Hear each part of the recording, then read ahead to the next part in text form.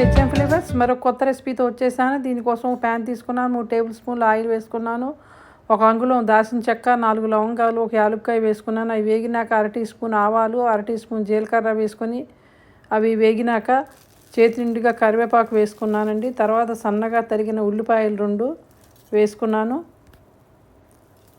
అవి కొంచెం వేయించుకోవాలి. 35 కప్పు కిడ్నీ బీన్స్ 5 విజిల్స్ వచ్చేదాకా ఉడికించుకోవాలి. అదే అండి రాజ్మా అని కూడా అంటారు. దీన్ని పైన మ్యాష్ చేసుకోవాలి. ఉల్లిపాయలు కొంచెం వేగాయి. ఇందులో అల్లం వెల్లుల్లి పేస్ట్ వేసుకోవాలి. తర్వాత 1/2 టీ స్పూన్ పసుపు కూడా వేసుకుని 3 నిమిషాలు ఫ్రై చేసుకోవాలి.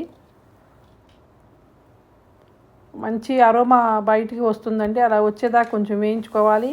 బాగా పండిన 4 టమాటోలు పేస్ట్ చేసి పెట్టుకున్నాను.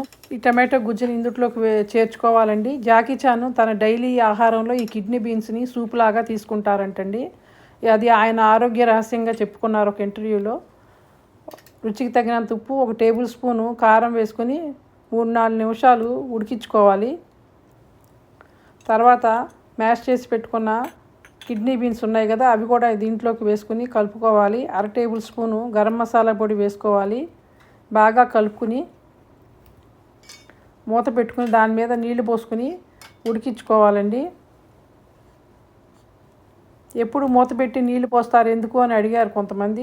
కూర అడుగంటిపోకుండా ఉంటుందండి. తర్వాత పేస్ట్ చేసిన జార్లో నీళ్లు తొలుపుకొని పోసుకున్నానండి. 1 కప్పు వరకు ఉంటాయి.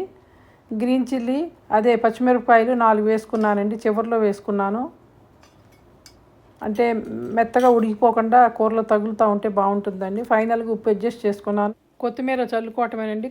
గుమగుమలాడే కిడ్నీ బీన్స్ అదే రాజ్మా మసాలా సింపుల్ వేలో రెడీ అయిపోయిందండి. బయట వాన పడుతుందండి. వేడివేడిగా ఈ మసాలా కుల్చాతో తింటే ఎమ్మీగా ఉంటుందండి. Please subscribe.